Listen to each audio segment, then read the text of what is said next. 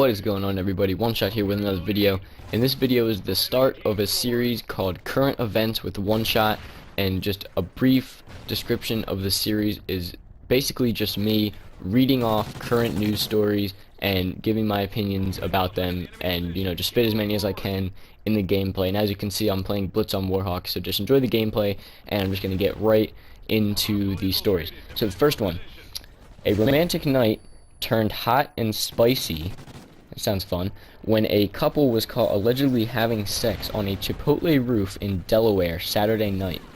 Michael Sue and Nicole Jermack were arrested after an officer observed them engaging in sexual intercourse on the front of the roof of the Chipotle restaurant on the 100 block of East Main Street.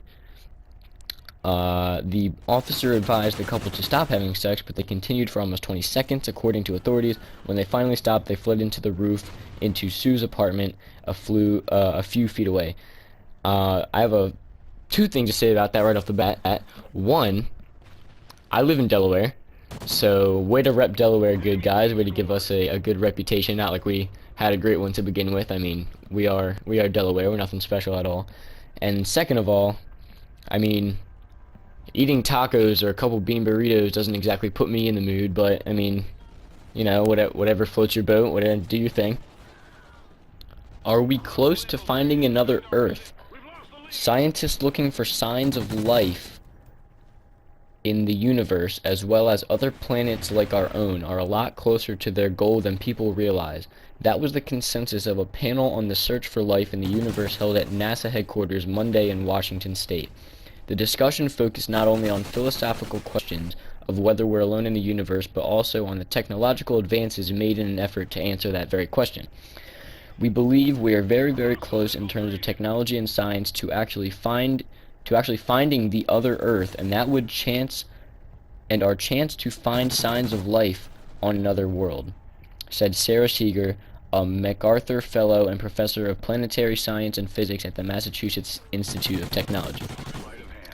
Now that is very, very interesting to me, because I've always been a person that has been quite interested in places like other planets and other forms of life. That's always kind of been an interest to me, and seeing that we are close to finding another Earth is very, very interesting. And please comment what you think about that.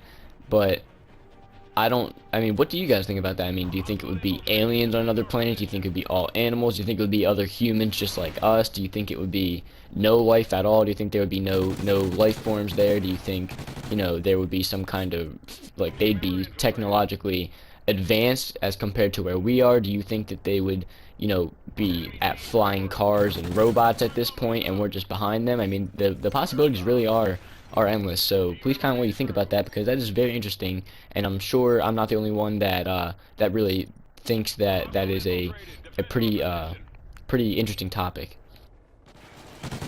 Next story is coming from New Jersey.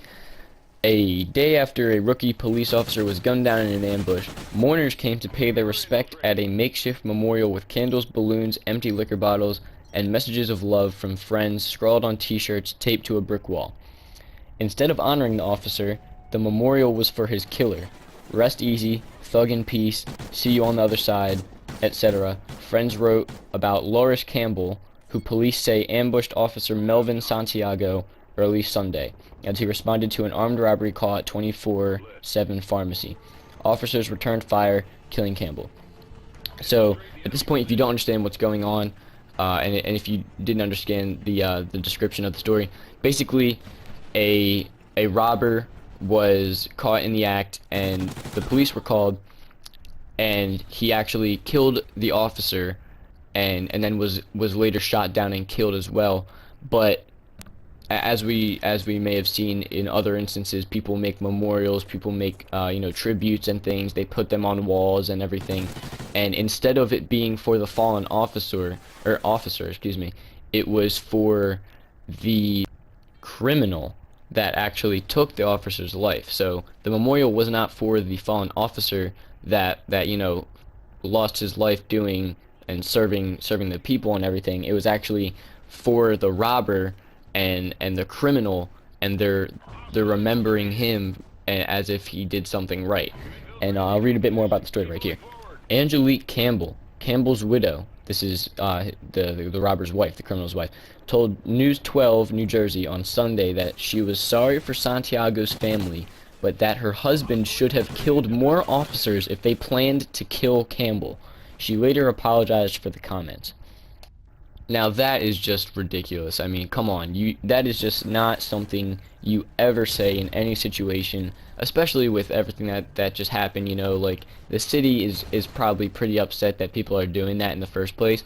And then when they make a news about it and they ask you and they say, "I wish my husband would have killed more police officers while he was breaking the law and committing a crime." I mean, come on. That you're just making yourself look like a terrible person. You're making, that's just not a good way to go, and that's not anything that you should have said in that situation. Mayor Stephen Fulop called Angelique Campbell's comments ignorant and disgusting.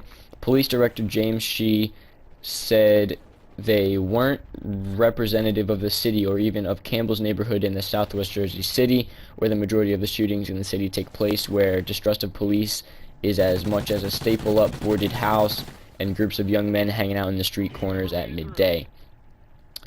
A temporary memorial to the slain officer, significantly smaller than the one for Campbell, unfortunately, was set up outside of the Walgreens where he was killed, drawing mourners as the store reopened on Monday. So at least some degree of justice was served, and he will be remembered for the good that he served, and I am happy to be aware of that. Now this next one, I'm just going to read the headline because it's kind of weird. Connecticut man arrested after stabbing watermelon.